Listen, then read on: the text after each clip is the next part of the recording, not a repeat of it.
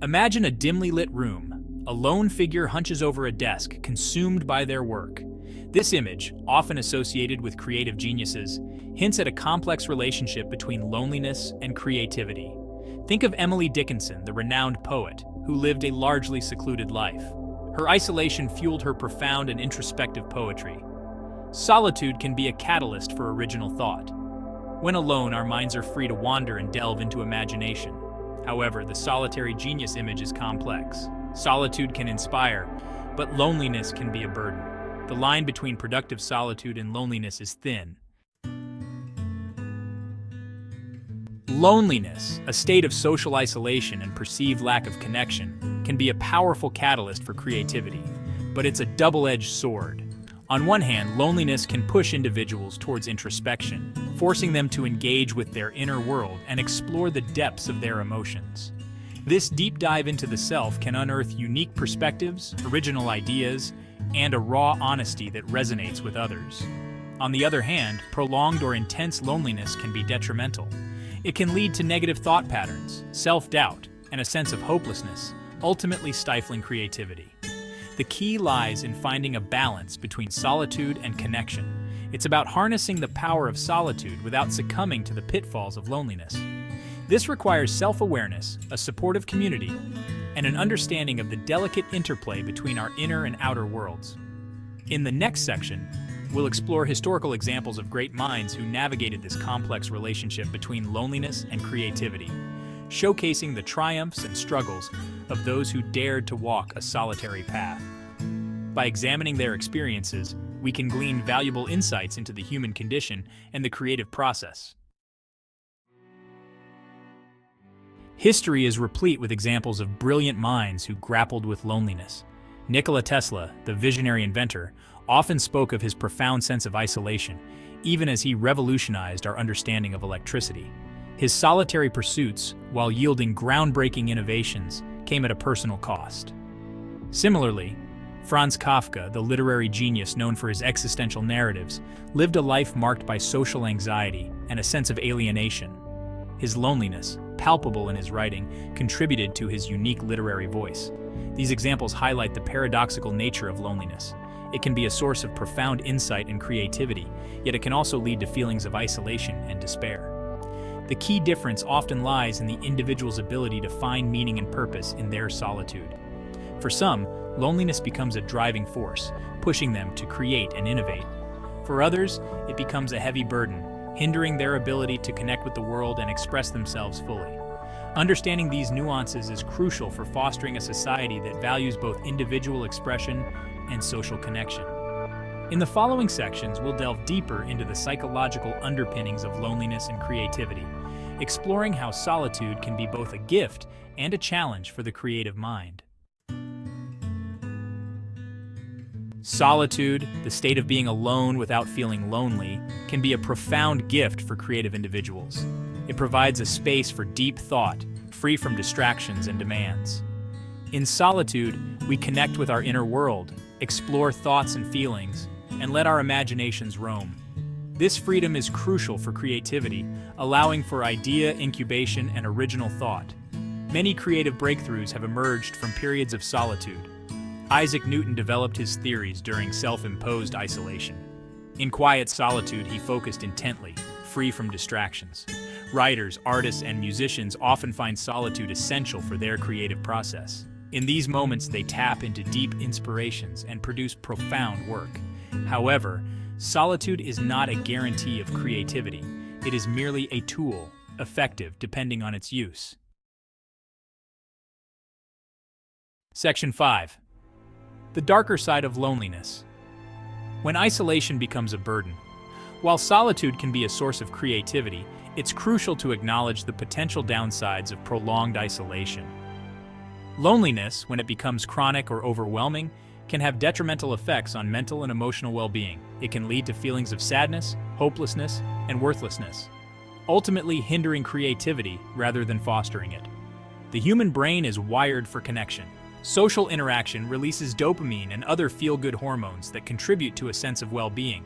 When we are deprived of these connections, our mental health can suffer. Loneliness can also lead to negative thought patterns, self-criticism, and a fear of judgment, all of which can stifle creative expression. It's important to distinguish between solitude, which is a chosen state of being alone, and loneliness, which is an unwelcome feeling of isolation. Solitude can be empowering and rejuvenating, while loneliness can be debilitating and isolating. Recognizing the difference is crucial for maintaining a healthy relationship with being alone. Section 6. Finding the balance. Embracing solitude. Combating loneliness. The key to harnessing the power of solitude without succumbing to the pitfalls of loneliness lies in finding a balance between our inner and outer worlds. This involves cultivating a fulfilling social life while also carving out time for quiet reflection and introspection. It's about embracing solitude as a source of rejuvenation and creativity without allowing it to morph into isolating loneliness. This balance will look different for everyone. Some individuals may thrive on frequent social interaction, while others may require more time alone. The important thing is to be attuned to our own needs and to create a lifestyle that supports both our social and solitary selves. This might involve scheduling regular social activities, joining clubs or groups that align with our interests, or simply making an effort to connect with friends and family more often. It also means creating boundaries around our alone time, ensuring that it is truly restorative and not simply a way to avoid social interaction out of fear or anxiety. Section 7. The role of society. Fostering creativity, supporting individuals. Society plays a crucial role in fostering creativity and supporting individuals who may be prone to loneliness. This involves creating environments where both introversion and extroversion are valued, where solitude is seen as a source of strength rather than a sign of weakness, and where individuals feel comfortable expressing their unique perspectives without fear of judgment. Educational institutions can play a key role in this process by promoting collaboration, while also providing opportunities for independent study and reflection. Workplaces can foster creativity by encouraging brainstorming sessions and valuing individual contributions. Communities can create spaces where people can connect over shared interests, fostering a sense of belonging and reducing feelings of isolation.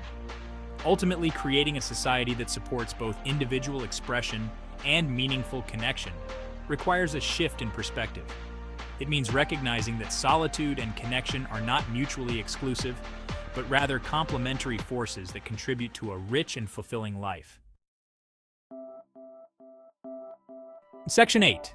The power of connection. Finding kindred spirits. While solitude can be a wellspring of creativity, it's important to remember the power of connection. Finding kindred spirits? Individuals who share our passions, understand our quirks, and appreciate our unique perspectives can be immensely enriching. These connections provide a sense of belonging, validation, and inspiration that can fuel our creative endeavors. These connections can take many forms. They might be close friendships, romantic relationships, mentorships, or simply casual acquaintances with whom we share a common interest. The important thing is that these relationships provide a sense of mutual understanding and support. For creative individuals, connecting with others who share their passions can be particularly valuable.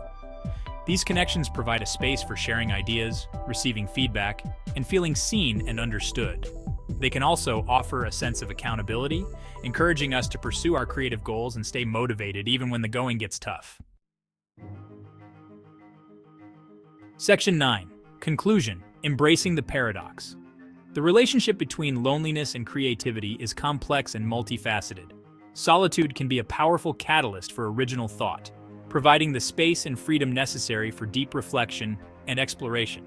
However, prolonged isolation can also lead to loneliness, which can have detrimental effects on mental and emotional well-being, ultimately stifling creativity. The key lies in finding a balance between these two extremes. It's about embracing solitude without succumbing to loneliness, cultivating a fulfilling social life while also carving out time for quiet reflection and introspection. It's about recognizing that we are all complex beings with both introverted and extroverted tendencies, and that finding the right balance between these two poles is crucial for living a fulfilling and creative life. Ultimately, the greatest creative acts often arise from a delicate dance between solitude and connection, between the depths of our inner world and the richness of our shared human experience. By embracing this paradox, we can unlock our creative potential and contribute our unique gifts to the world.